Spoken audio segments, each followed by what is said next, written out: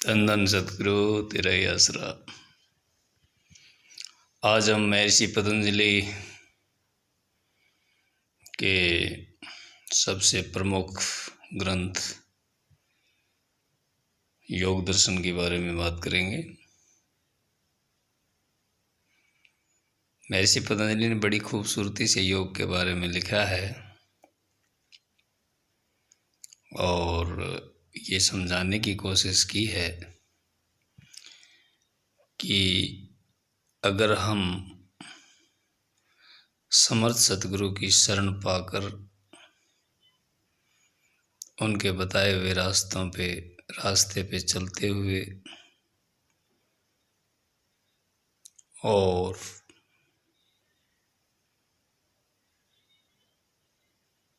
नाम का सिमरन और ध्यान के द्वारा एक ही जन्म में अपने समस्त कर्मों संस्कारों से वो अच्छे हैं या बुरे दोनों से मुक्त हो सकते हैं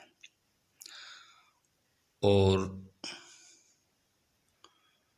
एक नए इंसान का निर्माण कर सकते हैं अपने अंदर। क्योंकि जब तक हमारे अंदर पुराने संस्कार संचित रहते हैं, हम जी तो आज रहे हैं, लेकिन हमारी जो स्मृतियाँ होती हैं दो तरह की होती हैं वृत्तियाँ। उनमें से ये 5 आधार होते हैं उसके। एक क्लेश देने वाली कष्ट, और दूसरी जो ना सुख देने वाली होती है एक्लिष्ट। इसमें प्रमाण, विपर्य, विकल्प, निद्रा, स्मृति, ये 5 आधार होते हैं इसके। प्रमाण से जो वृत्तियाँ होती हैं वो संचालित होती हैं, यानी उनको प्रमाण मिल जाता है, वो गतिशील हो जाती है अंदर।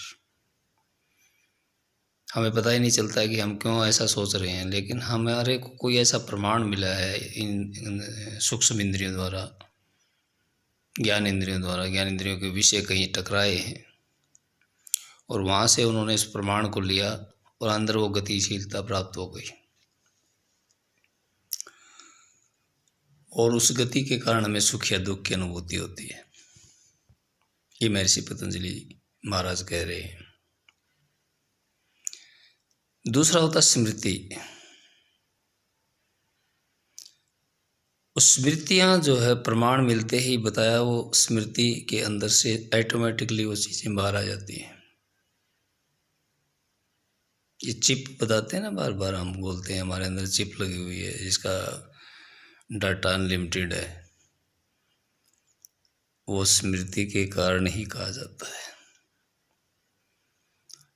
हमें जो योगी होते हैं उनको वो सारी बातें जब चाहें उसको याद कर सकते हैं, जब चाहें उसको भुला सकते हैं, लेकिन आम आदमी ये नहीं जान पाता है हमारे जैसा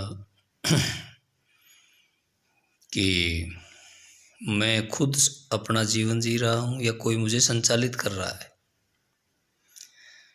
जब तक हम उन वृत्तियों पे पूर्णतया नियंत्रण प्राप्त नहीं कर लेते, और उसका तरीका एक ही है, आप या तो ध्यान करें या फिर सिमरन करें, और दोनों करें तो उत्तम है। सतगुरु की शरण में आकर के, पूरे सतगुरु की शरण में,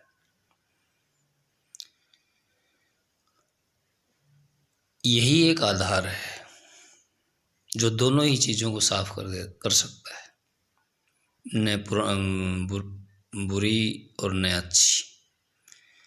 हम ऐसा नहीं कर सकते कि सिक्के का एक पहलू रख लें, दूसरे को छोड़ दें, मिटा दें। नहीं, पूरा ही सिक्का घिसाना पड़ेगा या फिर दोनों ही पहलू रखने पड़ेंगे। इस तरह की बातें ही महर्षि पतंजलि ने बताई हैं। उनसे पूछा गया, उन्होंने 4 चैप्टर बनाए हैं, समाधिपाद, कैवल्यपाद, विभूतिपाद और फिर एक और है। तो सबसे पहला प्रश्न खड़ा होता है कि फिर योग है क्या? जो स्वाभाविक प्रश्न है, तो उसका उत्तर देते हैं, योगा अथ अनुशासनम। योग को अनुशासन कहा गया है। अनुशासन क्या है? अनुशासन के बारे में कहते हैं कि जब आपका एक एक अणु, आपके शरीर का, आपके अस्तित्व का एक एक अणु आपके अनुशासन में आ जाए, आप जैसे संचालित करना चाहें वैसे संचालित हो, तो आप अनुशासित हैं। दूसरी परिभाषा उन्होंने दी, योगस् चित्त वृत्ति निरोधा। योग चित्त की वृत्तियों का निरोध करना ही योग है। चित्त की वृत्तियां दो प्रकार की बताई, एक क्लिष्ट और एक अक्लिष्ट, एक दुख देने वाली, एक सुख देने वाली। दोनों वृत्तियों को निरोध करने की क्षमता जिसके अंदर आ जाती है वह योगी है, नहीं तो वो अभ्यासी है, प्रेमी नहीं है। प्रेमी उसी को कहा गया है जो इन सब चीज़ों से ऊपर उठ जाता है। प्रेमी का पद तुरंत परमात्मा के बाद है। अभ्यासी का पद आज जिसने अभ्यास किया वो भी अभ्यासी है, जो प्रेमी नहीं बना वो भी अभ्यासी है, और प्रेमी भी अभ्यासी है। तो अभ्यास का महत्व इसलिए हमारे शास्त्रों में, हमारे ऋषि मुनियों ने, हमारे सद्गुरुओं ने बताया कि अगर अभ्यास नहीं करेंगे, सिमरन का अभ्यास नहीं करेंगे, सेवा, हर आदमी सेवा करता है। सतगुरु की सारी सृष्टि है, अपने परिवार की सेवा कर रहा है तो वो भी सेवा ही है। लेकिन सेवा करते करते अगर हम उस परमात्मा का, सतगुरु का सिमरन करते हैं, वो सेवा सफल है।